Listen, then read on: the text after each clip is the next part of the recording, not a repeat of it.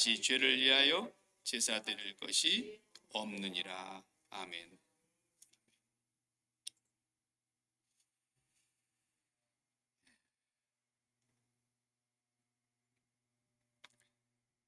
단 한 번의 영원한 제사, 이런 제목으로 오늘 말씀을 상고하겠습니다.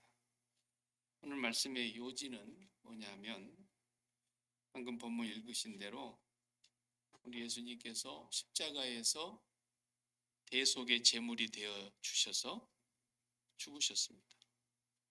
그런데 이렇게 하심으로써 옛날에 구약 시대에 제사장들이 오늘 11절에 그랬지 않습니까? 매일 서서 섬기는 것.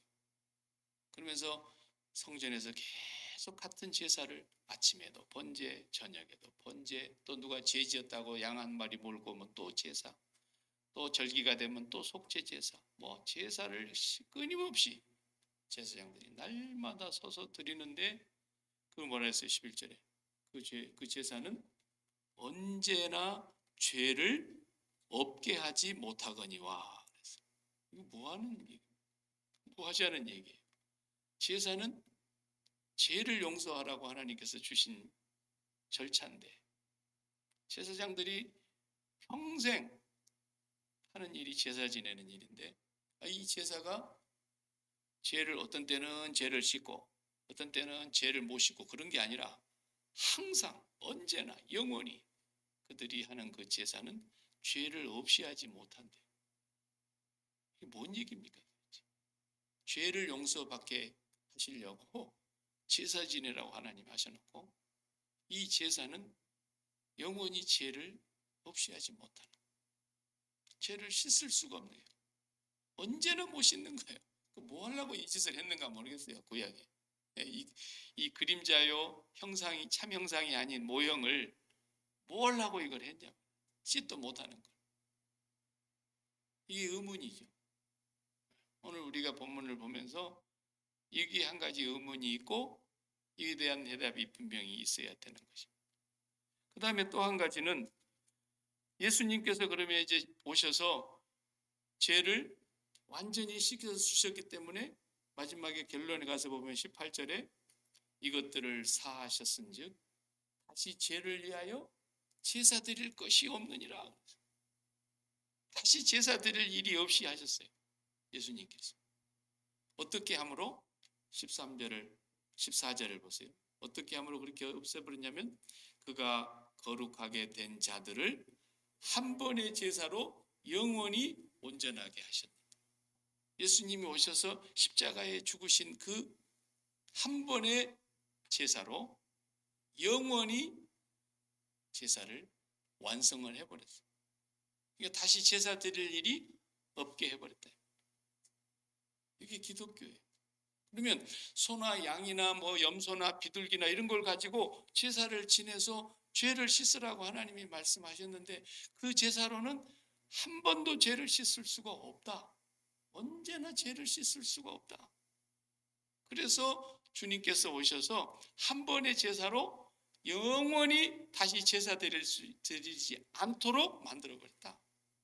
이게 기독교 아닙니까? 이게 복음의 소식 아닙니까? 그러면 도대체 짐승으로는 왜 죄를 못 씻었으며, 씻지도 못할 제사를 왜 드리라고 계속 한 것이며, 예수님은 한 번으로 영원히 씻어버렸다 그러는데 어떻게 예수님은 씻었다는 말인가? 어떻게 예수님의 피와 소나 양이나 염소의 피와 똑같이 제물로서 피를 흘리셨는데 뭐가 다른가? 이런 것에 대해서 히브리서 저자가 지금 쓰고 있는 거예요. 이 부분을 우리가 확실하게 알아야, 복음을 알고 이 부분을 확실히 우리가 알고 믿어야 신앙이 다르게 자라는 거예요. 그리고 죄를 이기는 것이고 십자가의 능력을 날마다 경험하는 거예요. 그런데 이게 뭔지를 모르고 그냥 교회를 다녀버리면 속된 말로 그냥 도루함이 타버려. 거기서 거기야, 신앙생활이. 그래서 히브리서의 이 저자가 성령의 감동으로 예수님의 피와 짐승의 피가 제물로서 무슨 차이가 있길래 이렇게 죄를 하나는 한 번도 씻지를 못하고 한 번의 제사로 영원히 씻어버렸다는 얘기인가? 여기에 대한 얘기가 오늘 본문의 핵심입니다. 굉장히 중요한 본문으로 담겨져 있는 거예요. 예수님이 제물 되셨습니다.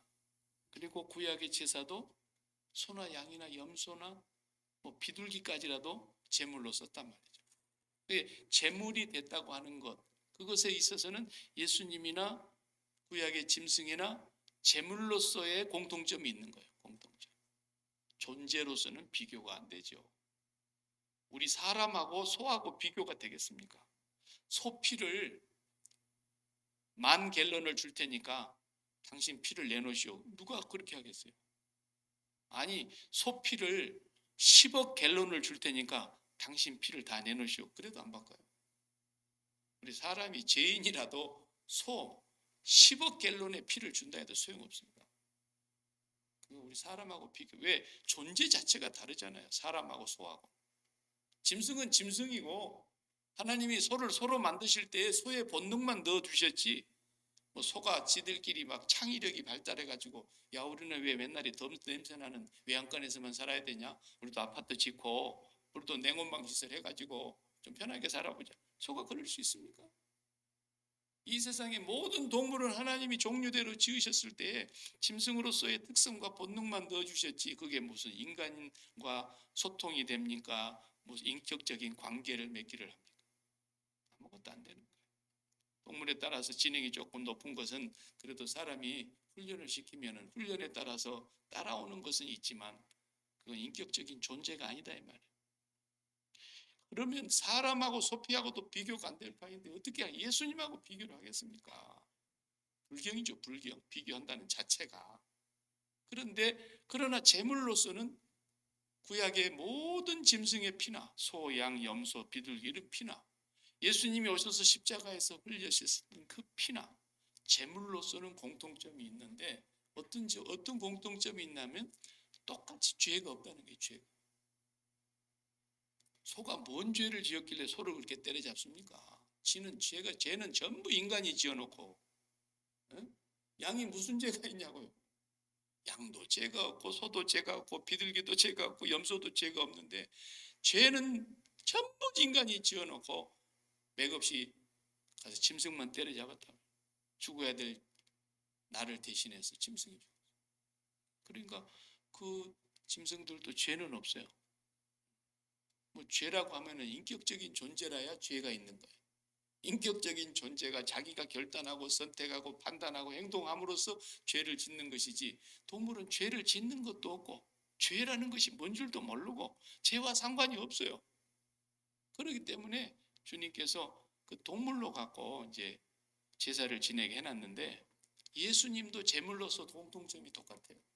그분은 앞에서 우리 히브리서 4장에서 본 대로 우리의 연약함을 체휼하지 아니하는 자가 아니요, 그러니까 우리의 연약함을 동정하지 못하는 분이 아니요, 우리와 한결같이 똑같이 시험을 받으셨으나 말하세요.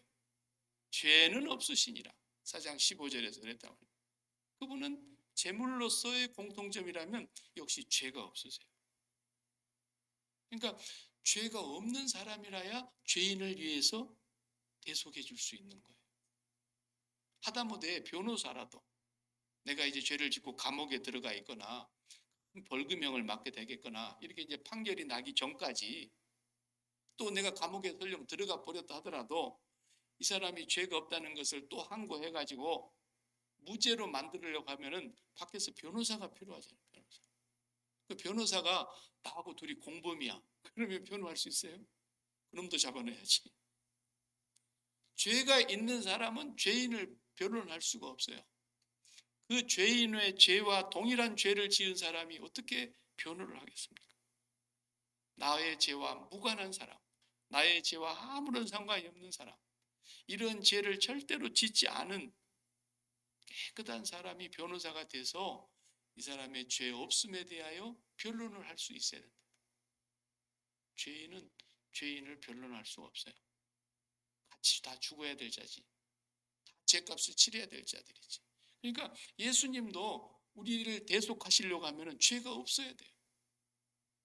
그러니까 하나님께서는 우리 죄를 완전히 씻기 위해서는 죄 없는 분을 준비하셔야 됐던 거예요. 죄 없는 분. 구약의 제사장들은 자기도 죄가 있기 때문에 제사 지내기 전에 먼저 뭐부터 먼저 합니까? 자기 죄를 씻는 제사부터 먼저 하잖아요. 구약의 제사장들 사람이니까. 그러나 예수님은 당신 자신을 위해서 제사를 지낼 일이 없었어요. 죄가 없으니까. 그리고 이제 우리를 위해서 대속제물이 되셨다 이 말이에요. 그래서 그것이 공통점으로 제물로서의 공통점이에요. 공통점. 그런데 차이점이 있다. 차이점.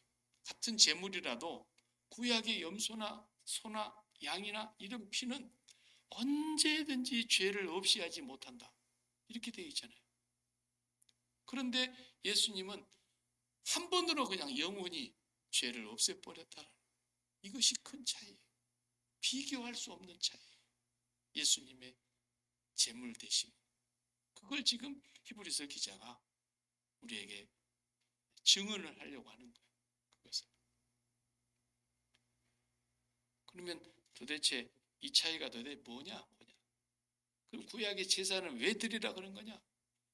속죄 제사가 죄를 씻는 거라는데, 그래서 여기서 우리가 이걸 구분해야 돼요. 여기서 죄를 없이 하지 못한다 할 때 이 죄는 단순히 도덕적인 죄, 뭐 거짓말한 죄, 사람을 죽인 죄, 뭐 이런 죄를 말하는 게 아니에요. 여기서 죄를 없이 하지 못한다는 것은 사람이 살인을 왜 합니까? 괜히 살인하는 게 아니죠. 도둑질을 왜 합니까? 간음을 왜 합니까? 거짓말, 거짓 증거, 그리고 욕심 부리고 탐욕을 부리고 이런 거 왜 합니까? 그것은 그 속에 그 도둑질, 거짓말 이거 자체도 죄인데, 이것도 범죄 행위인데, 도덕적으로 윤리적으로 범죄하는 것인데, 그렇게 죄를 짓게 만드는 근원이 되는 문제가 우리 속에 있다는 거예요. 우리 안에, 인간 속에. 그것을 우리는 신학적으로는 많이 들었죠. 원죄라 이렇게 표현한다 그랬죠. 원죄. 성경에 없는 말인데 신학자들이 만든 말이고, 옛날 초대에 교회의 교부들이 특히 최초로 이 말을 썼던 사람이 성 어거스틴이에요. 어거스틴이 원죄라는 말을 썼어요. 근데 그 말이 설명을 하자니까, 철학적이고 신학적으로 설명을 하다가 보니까 우리 속에 죄의 뿌리가 되는 근원이 되는 죄가 있다는 거예요. 그것이 뭐냐? 십계명 제1계명을 어긴 거라는 거예요. 나 외에 다른 신을 내게 두지 말지니라. 십계명 제1계명을 어긴 죄가 죄의 뿌리 되는 죄거든요. 그래서 십계명이라는 말의 그 본래 원어는 하나의 열이다 그런 뜻이거든요. 한 개 십계명이 아니고 사실은 그 원문의 뜻을 보면. 그런데 계명이 10개로 되어 있으니까 우리는 당연히 십계명이라고 그렇게 하지만은 하나의 열이다라는 거예요. 그 뭐냐면 1계명 하나에 하나, 사실은 십계명이라는 거예요.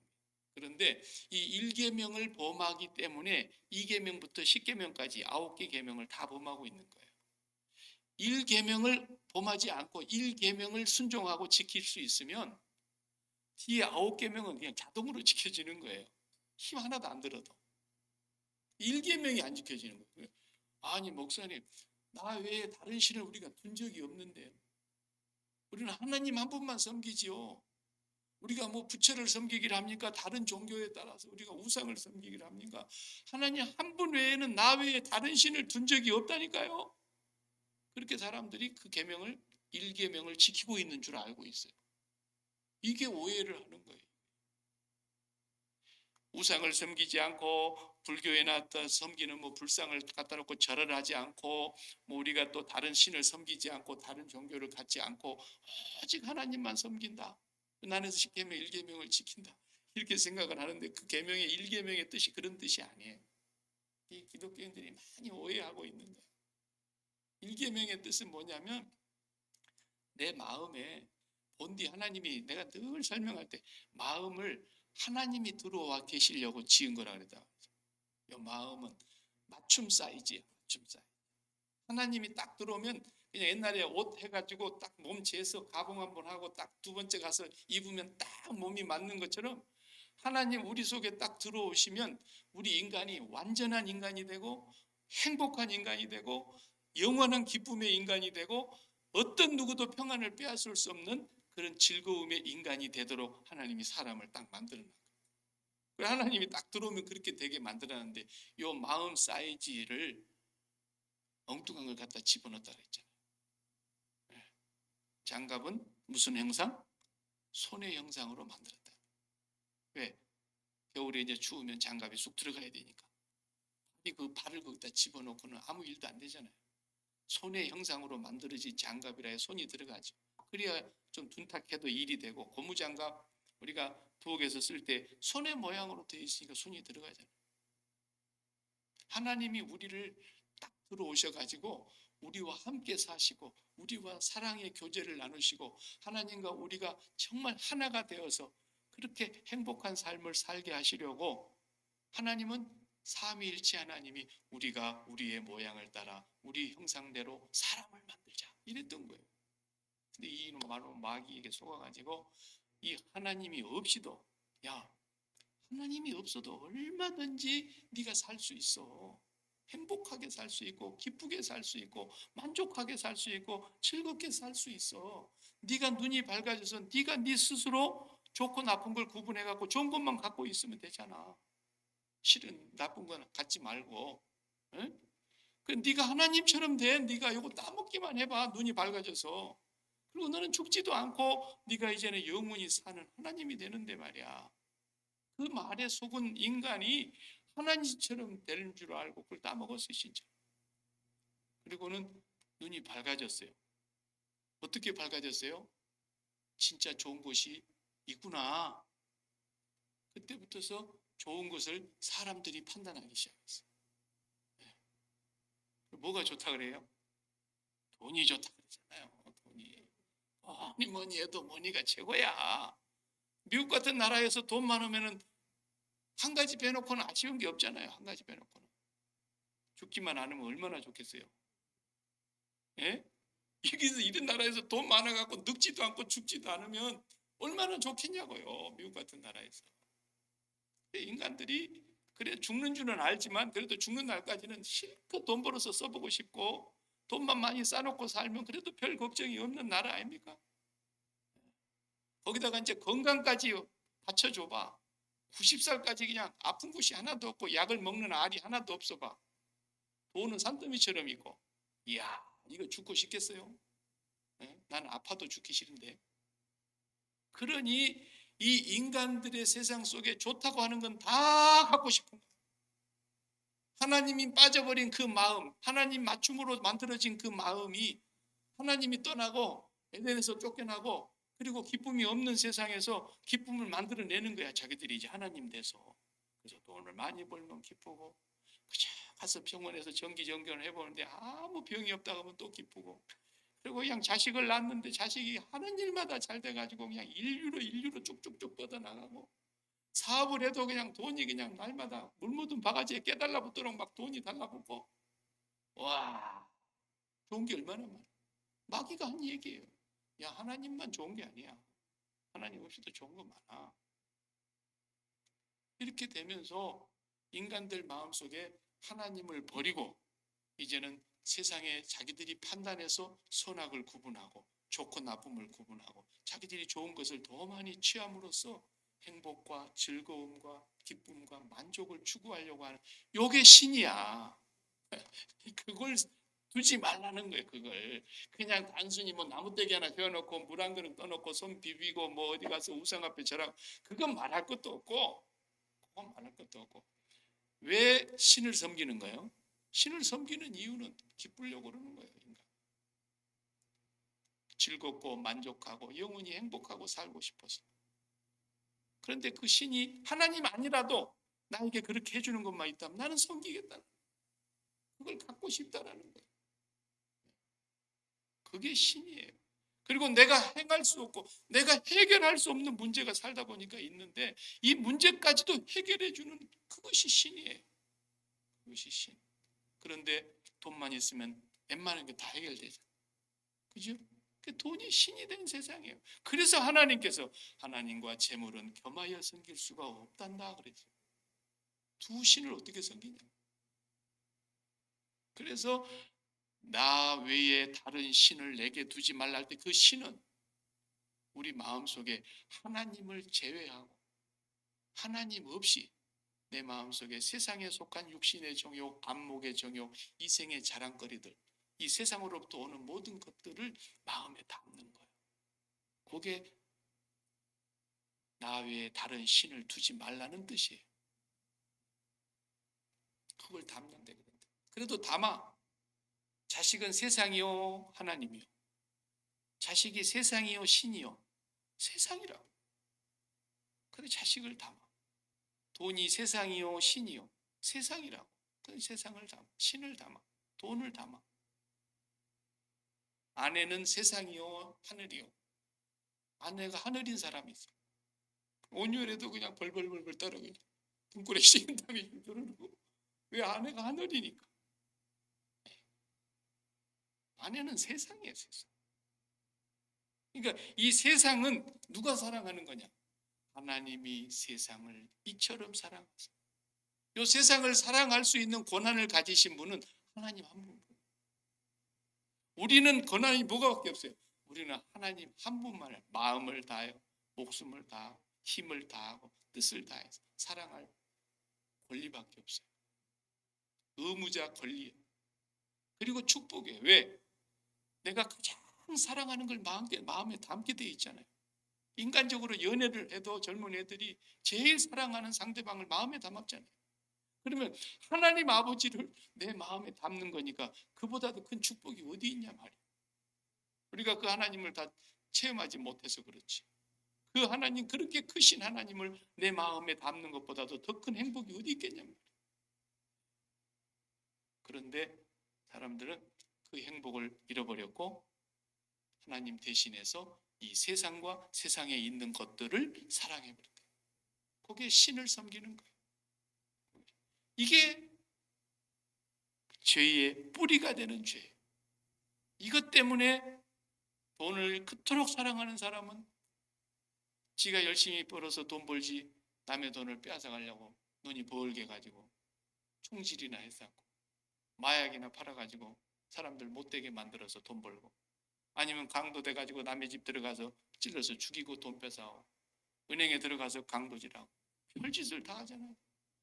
그것뿐만 아니에요. 돈을 사랑해보세요. 부모 앞에서도 칼부림 납니다. 칼부림.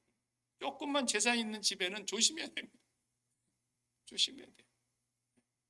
그냥 아들 딸 낳고 오손도손 살 때는 몰랐는데 여우도 들어오고 도둑놈도 들어오고 그러다 보면은 난리가 나는 게 난리가 나. 부모 재산 놓고 며느리 하나 들어와가지고 며느리 둘만 들어와 봐요. 집안이 난리가 나.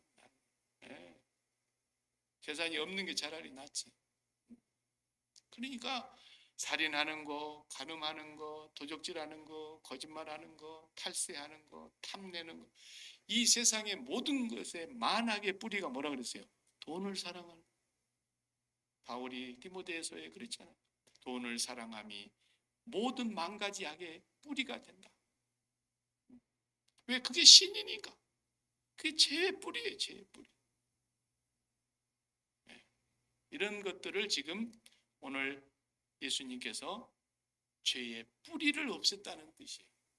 그러면 구약의 모든 짐승의 피는 이 죄의 뿌리를 언제나 없이 하지 못했다. 그런 뜻이에요. 뭔만 없앤 거예요? 그냥 남의 집 물건 도둑질해 온 거. 그럼 가서 번제 드리러 가야 돼. 또 속죄 제사 드리러 가야 돼. 속건 제사 드리러 가야 돼. 그 죄는 그런 도덕적이고 윤리적인 하나님의 율법을 어긴 죄를 용서해 주십니다. 그것만 씻는 거예요. 그리고 그렇게 죄를 지을 수밖에 없게 만드는 우리 인간 속의 근본적인 죄의 뿌리는, 죄의 뿌리가 되는 원죄는 무엇이 있어? 짐승피로. 그걸 해결해야 돼요. 그걸 해결해야 죄의 문제가 근본적으로 해결이 되는데 예수님이 오셔서 딱 한 번으로 다시 제사 드릴 필요 없이 영원히 죄를 씻어버리는 온전한 제사로 제물이 되셨다. 어떻게 했길래 그게 가능하다? 어떻게 했길래? 왜 그렇게 가능하냐는 거예요. 그것도 성경이 말해주고 있어요. 물론 사람의 피하고 소피하고도 비교가 안 될 판인데 죄 없으신 하나님의 독생자 예수님의 피가 어떻게 죄를 씻지 못하겠습니까? 그러나 그게 이유가 있다니까요. 예수님의 피가 씻어주시는 이유. 죄는 하나님을 빼놓고 세상에 속한 것을 내가 기쁨과 만족과 즐거움의 이유로 삼는 것들이 다 내 마음속에 들어온 신인데 이걸 없애야 되는 것인데 그러면 뭘 없애면 끝나겠습니까? 관계를 없애면 끝나는 거예요. 관계. 돈과의 관계, 사람과의 관계, 자식과의 관계, 혈연 관계, 형제 자매와의 관계, 목숨과의 관계, 사업과의 관계, 모든 관계가 사람이 갖고 있는 특성인 거예요. 이게. 사람만 그런 관계를 맺고 살아요. 인격적인 존재니까. 그래서 사랑하기도 했다가 미워하기도 했다가 그래요. 동물은 그러질 않아요. 사람만 그런 관계를 맺고 사는 거예요. 그래서 관계를 맺다 보면 아주 끈끈한 관계가 돼가지고 그냥 멀리 있는 형제보다도 가까이에 있는 이웃 사촌이 더 친해져 버린 사람도 있고 끈끈하고 피는 물보다 진하다 그러지만 형제하고는 등 돌리고 원수같이 살아도 앞집 뒷집 막 그렇게 친하게 지내는 사람도 있어요.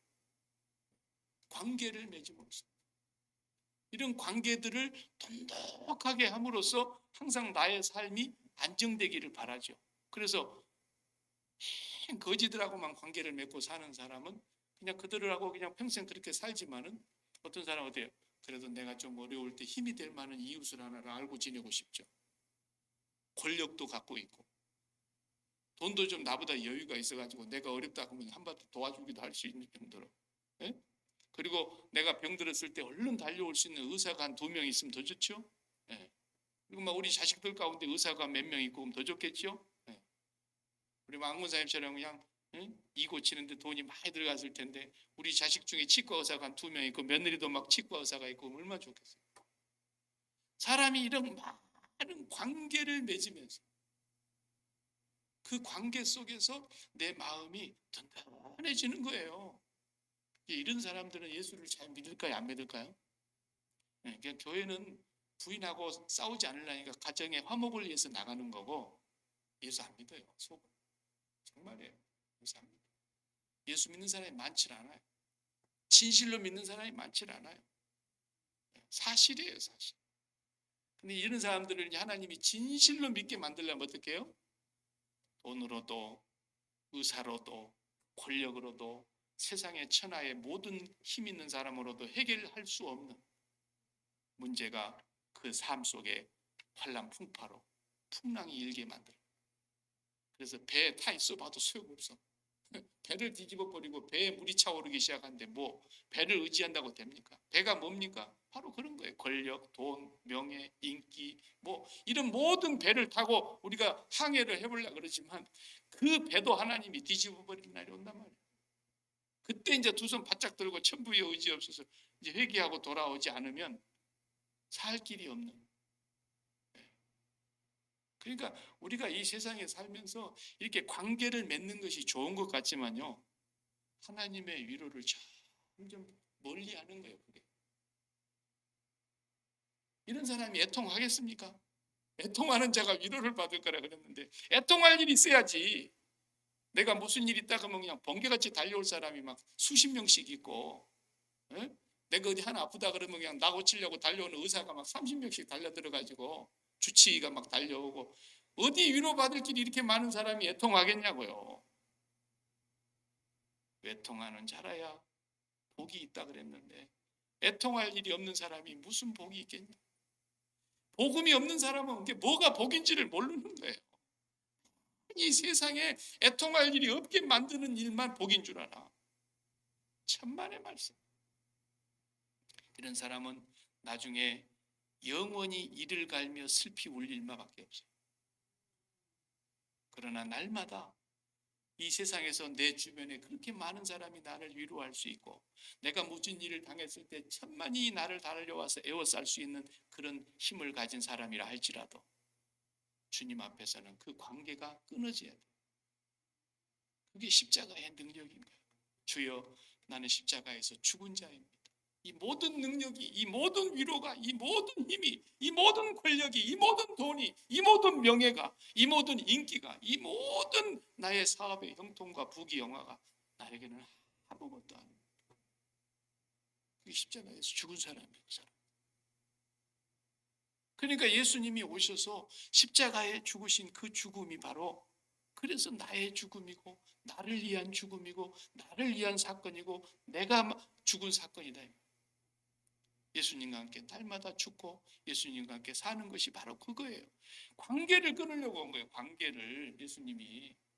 그래서 오셔서 하시는 말씀이 사람들이 십자가의 진리를 깨닫기 전이고 성령이 임하기 전이니까 제자들이든 백성들이든 아무도 못 알아듣는 거야. 예수님 하신 말씀. 내가 세상에 화평을 주러 온 줄로 생각하지 마라. 화평이 아니라 주로 검을 주러 왔다. 아비와 자식이, 딸과 어미가, 며느리가 시어머니가 불화하려 온 거야. 그 말을 알아들을 자가 누가 있겠냐? 관계를 깨러 왔다니까. 주님이 오신 것은 우리가 이 세상에서 나를 의지할 만한, 내가 의지할 만한 모든 관계, 그래서 그것이 내 마음에 하나님이 없어도 안심이 되고 말이죠. 그죠? 이런 것들이 나 외에 다른 신을 두고 사는 것. 그래서 주님은 검을 주러 오셨고 이걸 다 끊어내라고 하신 거예요. 그래서 주님이 십자가에서 죽으신 그 사건을 통해서 주님이 모든 관계를 끊으신 것을 보여주신 거예요. 우리한테. 누가 내 어머니고 아버지고 누가 내 형제고 자매냐? 그런 거예요. 하늘에 계신 내 아버지의 뜻대로 행하는 자가 다 내 엄마 아빠고 내 형제 자매고 내 동생이고 내 형님이다. 그걸 모르면 소용없다 이거예요. 그리고 자기를 부인하고 자기 십자가를 지지 않고는 절대로 나의 길을 따라올 수 없다. 끊어져야 된다는 게 끊어져요. 주님의 십자가의 제사의 대속 제물 되신 것은 바로 이 관계를 끊으려고 하신 거예요. 그래서 제일 처음에는 어머니 아버지하고 첫 아들이니까 관계를 맺었죠. 물론 성령으로 잉태돼서 나셨지만 예수님. 그 다음에 예수님 이후로 둘째 아들, 셋째, 넷째 나올 때는 부부간에서 정식으로 자식을 낳은 거예요. 마리아와 요셉 사이에서. 그러니까 그 형제간들이 생겼으니까 형제간들하고 또 관계를 맺었잖아요. 그렇지만 주님이 형제간의 관계를 유지합니까? 아니요.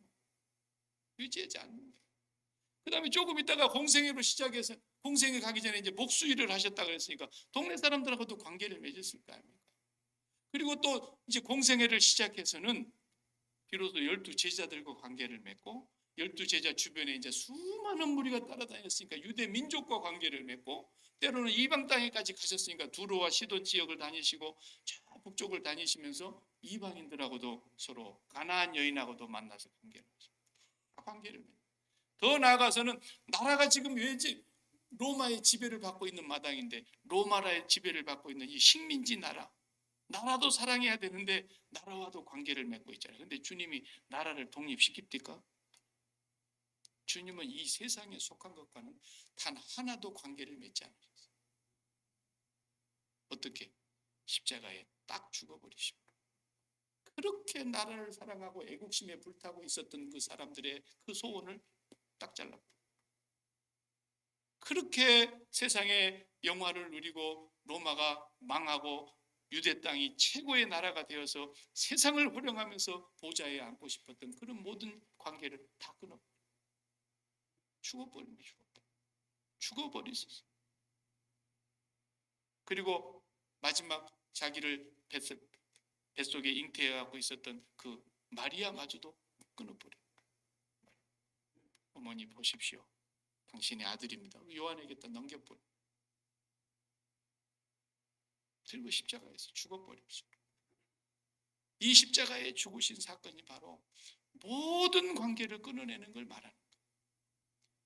그래서 사람으로 오셔서 오늘도 우리가 예수님의 죽으심으로 모든 관계를 끊으신 것처럼 나도 예수와 함께 죽으면서 모든 관계가 끊어지는 걸 말합니다. 부부 간에도 남편의 자리에, 아내의 자리에, 혹은 부모와 자식 간에, 또 조부모와 손자 손녀 간에 관계가 있잖아요. 이 모든 관계가 다 끊어져야 돼요.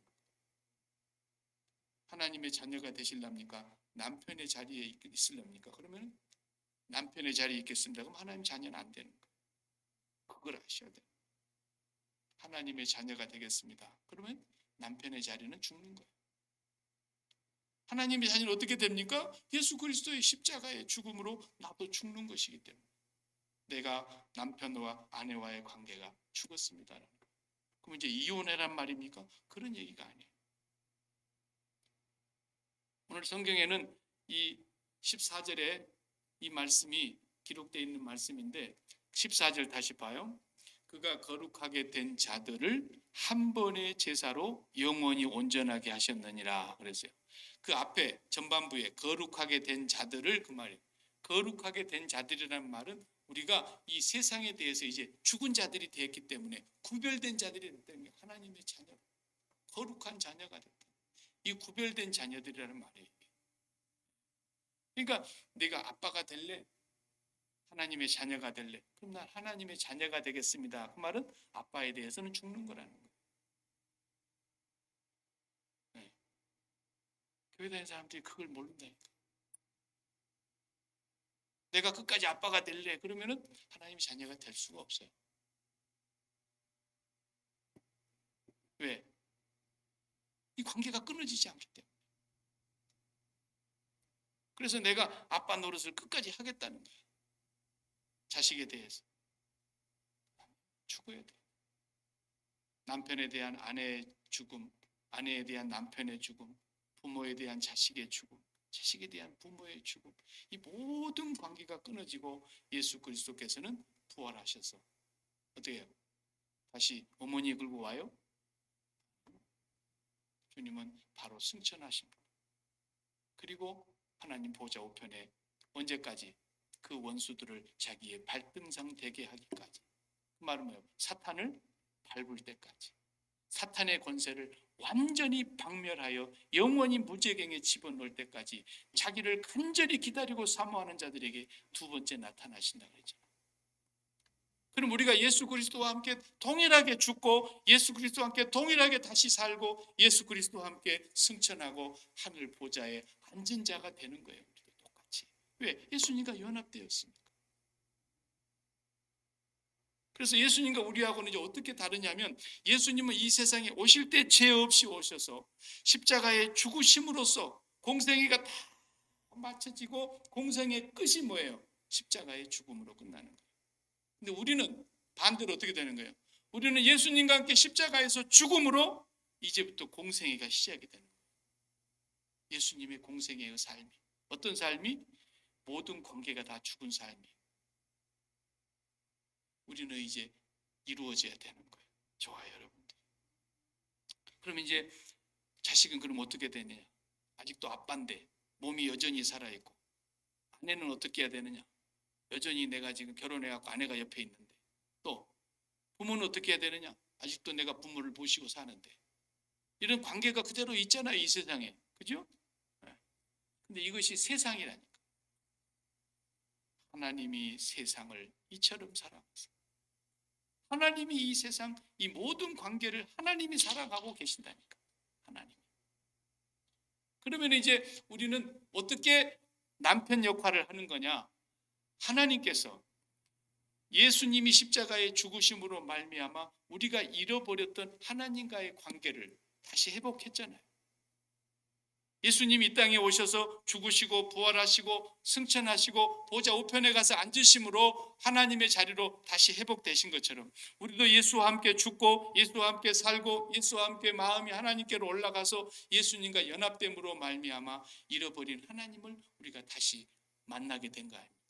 예수님 때문에. 그래서 아담과 하와가 잃어버리고 쫓겨났던 그 하나님을 우리가 다시 찾은 거예요. 하나님을 우리가 만난 거예요. 그 하나님을 이제 우리 마음속에 모시고 사는 것이 마음을 다하고 목숨을 다하고 힘과 뜻을 다해서 하나님을 사랑하는 것만 우리가 할 일이에요. 그러면 여러분들이 여기 남편들은 아내를 어떻게 사랑해야 되는 거예요? 아내를 사랑하는 것은 남편으로 사랑하는 게 아니에요. 죽은 거라니까. 그 관계는, 첫사람의 관계는 다 죽은 거예요. 이제는 남편이 해야 될 일은 하나뿐이에요. 마음을 다하고 목숨을 다하고 뜻을 다하여 하나님을 사랑하는 거예요. 예수님도 이 세상에 사실 때 그랬던 거예요. 예수님이 사람을 사랑하신 게 아니에요. 착각하지 마세요. 예수님은 이 세상에 계시는 동안에 공생에 끝날 때까지 마음을 다하고 목숨을 다하고 힘을 다하여 하나님 한 분만 사랑하셨어요. 그런데 그 사랑하시는 예수님 안으로 성부 아버지가 들어오셔서 아버지의 마음이 예수님을 통해서 사람들에게 그대로 이루어지게 하신 거예요. 그래서 나는 하나도 내 스스로 하는 것이었고 아버지께서 하시는 것을 그대로 보고 아버지가 행하시니 나도 행한다. 그렇게 말씀하셨던 거예요. 그러니까 예수님이 우리 인간을 사랑하시는 방법은 하나님이 그 예수님 안에 들어오셔서 인간을 사랑하신 거죠. 얼마만큼 사랑하신다는 것을 예수님이 십자가에 죽기까지 내어주시기까지 성부 아버지 하나님이 우리를 사랑하신다는 것을 아버지께서, 예수님께서 보여주신 거예요. 그게 예수님의 순종으로 나타나신 거예요. 얼마나 하나님 아버지가 나를 사랑하셨는가. 독생자 예수님을 십자가에 내어주기까지. 여러분 생각해 보세요. 여러분 낳은 자식을 어디 놀이터에 어린이 공원에 같은데 어린이날만 놀러 가가지고 열심히 놀고 있는데 잠시 그냥 화장실 갔다 온 사이에 애가 안 보여. 그럼 어떻게 해요? 하늘이 노랗죠. 몇 번 한 30분은 찾아다녀 보이는 거야. 근데 진짜 없어 애가. 진짜. 누가 유괴해 가버렸는가? 그리고 막 이제 어린이 보호소에다 연결하고 사방에 방송을 하고 막 이상한 옷 입은 아이를 이렇게 설명을 하면서 누가 본 사람 있으면 신고해달라고. 해가 뉘엿뉘엿지는데 내가 안 나타나. 어때요? 숨 넘어가 버려요. 숨 넘어가.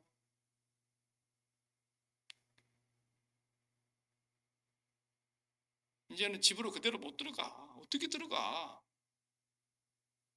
그렇죠? 우리가 난 자식도 우리가 그렇게 사랑한다. 하나님 아버지가 나를 얼마나 사랑하면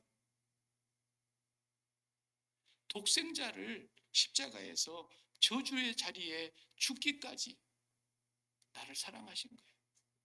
근데 그 마음을 누가 알고 있었어요? 예수님이 알고 있었어요.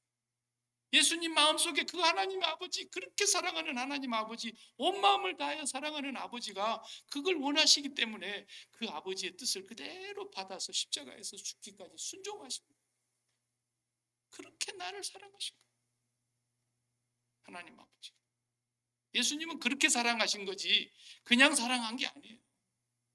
하나님 아버지의 사랑을 그대로 독생하신 예수님께서 표현해 내신 거예요. 우리도 똑같은 거예요. 우리도 이제 예수님과 함께 죽음으로써 이 세상의 모든 관계가 죽은 거예요. 내가 난 자식, 내가 엄마라고요? 아니에요. 죽은 거라니까요. 아빠도 죽은 거예요. 아빠 됨이 죽었어. 아빠 됨이. 아빠는 그대로 살아있는데 아빠 됨이 죽은 거라니까. 할머니 됨, 할아버지 됨, 뭐 손자 됨, 아들 됨 다 죽은 거예요. 이 관계가 다 죽었다는 것이 바로 원죄가 끊어진 걸 말하는 거예요. 이것을 마음에 품고 있는 모든 걸 다 죽인 거예요. 그리고 하나님 한 분만 사랑하게 하신 거예요.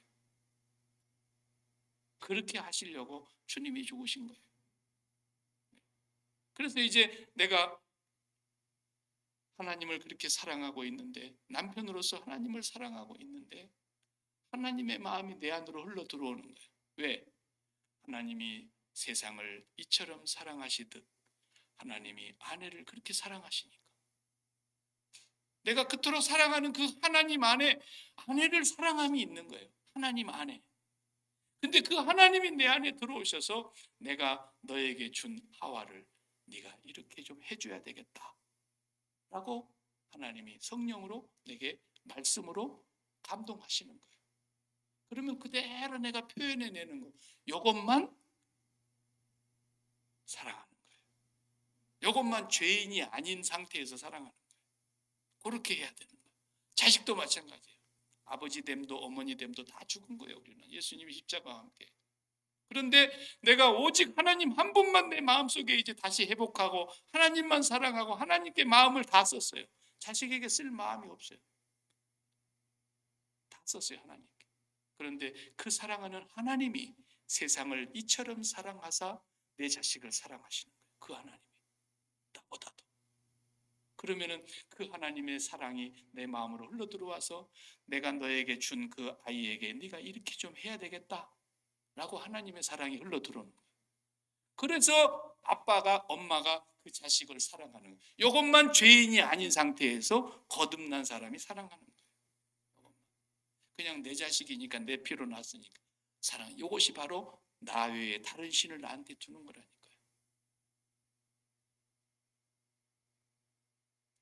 그래서 14절 말씀을 하신 거예요. 그가 거룩하게 된 자들을 그랬어요. 어떻게 우리가 거룩하게 됐습니까? 예수님의 피로 모든 죄를 사하고 하나님과의 관계를 다시 회복시켜 주셔서 이 세상과의 관계를 십자가로 다 끊어내버리고 거룩하게 구별한 사람들을 어떻게 했어요? 예수님의 그 보혈의 피로 영원히 속죄 제사를 드려주신 거예요. 그래서 우리는 죄의 뿌리를 예수님이 없애버린 거예요. 죄의 뿌리를. 다시 제사 드릴 일이 있어요, 없어요? 없어요. 구약과 같은 제사를 다시 드릴 제사가 없어요. 그러니까 기독교는 뭐예요? 믿음으로 모세가 광야에서 뱀을 높이 든 것 같이 인자도 높이 들려야 하리니 그를 바라보는 거예요. 날마다 예수 그리스도를 바라보는 거예요. 날마다 십자가에 달리신 예수 그리스도를 묵상하고 깊이 생각하는 거예요. 그 죽음을 양식으로 삼는 거예요. 그럼으로써 나는 내 엄마됨이 죽었구나. 내 아빠됨이 죽었구나. 내가 사장됨이 죽었고 내가 대통령이라도 대통령됨이 죽은 거고 내가 어떤 지위에 있어도 이 세상과의 관계는 다 죽은 거예요. 그것이 원죄가 끊어진 거예요. 그리고 하나님을 사랑하는 한 가지만 내 마음속에 붙들고 살아가는데, 그리고 주님의 십자가를 바라보며 날마다 하나님께 대한 사랑을 고백하고 기도하는 시간을 계속해서 기도의 향로를 붙잡고 기도를 하는데 그 사랑의 하나님의 마음이 내 안으로 흘러들어오더니 얘야 네가 살고 있는 이 미국을 위해서 네가 이걸 좀 해야 되겠구나. 그러면 그때 나라를 사랑해야 돼. 기독교인의 나라 사랑은 그런 거예요. 네가 네 옆에 있는 아내를, 네 옆에 있는 남편을, 네 앞에 있는 자식을, 네 위에 있는 부모를 이렇게 해야 되겠고, 네 옆에 있는 형제와 자매를, 네 이웃을 하나님의 사랑이 내 안으로 흘러 들어와서 이제는 내가 산 것이 아니요 내 안에 그리스도께서 사신다는 말이 그 말인 거예요. 이것만 구원받은 사람들인 거예요. 이것만. 그러니까 이런 사람들이 제사 드릴 일이 뭐가 있냐 말이죠. 예수님이 원죄를 끊어버렸는데 우리는 날마다 이제는 바라다 보는 거라니까.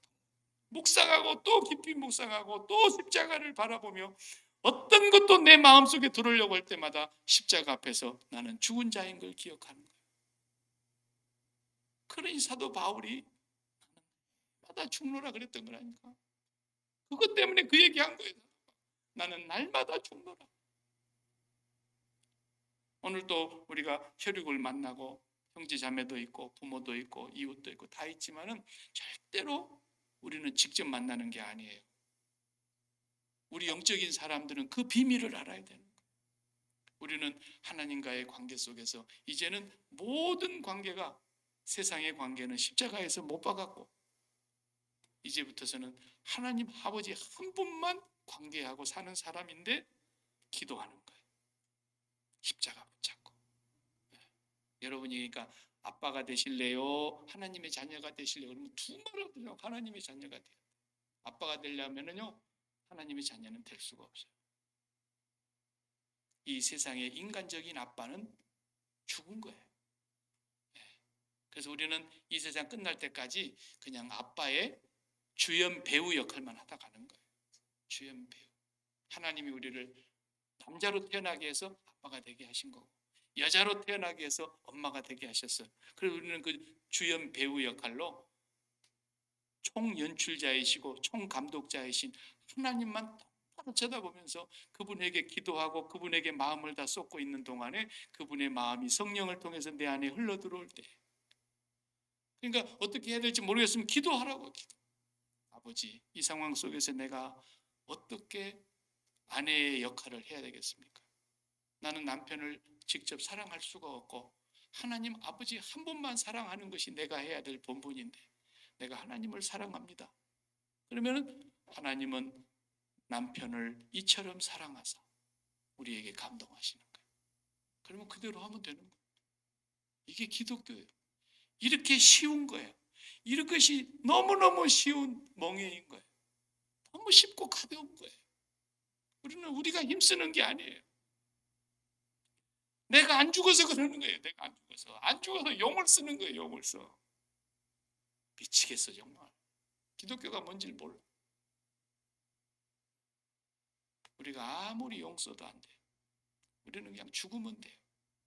우리는 날마다 죽고 주님의 십자가 붙잡고 기도의 향로를 놓치지 말아야 돼. 기도의 향로가 바로 그 법궤 앞에 있었잖아요. 왜 법궤 앞에 있는 거예요? 그 법궤는 오직 하나님 이름만 있는 곳이니까. 내 눈이 거기 있고 내가 너희를 거기서 만날 거고 내 이름 외에는 절대로 다른 이름이 거기 있어서는 안 돼. 그래서 그 하나의 이름을 마음속에 담았기 때문에 내 마음속에 담은 그것이 기도로 나와야 되는 거예요. 그러니까 뭐가 기도로 나오겠어요? 당연히 하나님이 나오지. 그러나 내 마음속에 하나님 외에 다른 이름, 자식, 돈, 명예, 건강, 세상의 부귀영화, 인기 이런 것을 담아갖고 있으면 당연히 기도가 뭐가 나오겠어요? 그것만 기도가 나오죠. 이게 우상 숭배인 거예요. 기독교는 세상의 종교하고 차원이 달라요. 우리가 진정으로 하나님을 사랑하는 이 한 가지만 다르게 하면 모든 것이 다 그 안에서 자유롭게 되는 거예요. 이것을 위해서 주님이 영원히 온전한 제사를 드리셨기 때문에 이제는 다시는 저와 여러분의 죄를 기억하지 않으세요. 그냥 편안하게 자유하세요. 그리고 하나님 아버지 한 분만을 사랑하시고 그러다가도 내가 인간의 욕정과 아직도 인간의 연약함을 죽을 때까지는 갖고 있기 때문에 내가 방심하고 깨어있지 못하고 또 허탄한 소리 듣고 그러다 보면은 또 살아가지고 마음속에 그걸 담으려고 그런다. 그때마다 십자가를 바라만 보라는 거예요. 거기에 주님의 죽음을 먹는 거예요. 그걸 먹는 거예요. 그러면서 주님 내가 죽은 자입니다. 그리고 하나님께 회개하고 기도하면 끝나는 거예요. 그럼 다 사함 받는 거예요. 그는 미쁘시고 의로사 우리 모든 죄를 사하시며 우리를 모든 불의에서 깨끗게 해주시는 거예요. 다시 제사 드릴 필요가 없어요. 이 은혜를 지금 히브리서 기자가 우리에게 말씀해 주고 있는 것입니다. 오늘 여기까지 하겠습니다.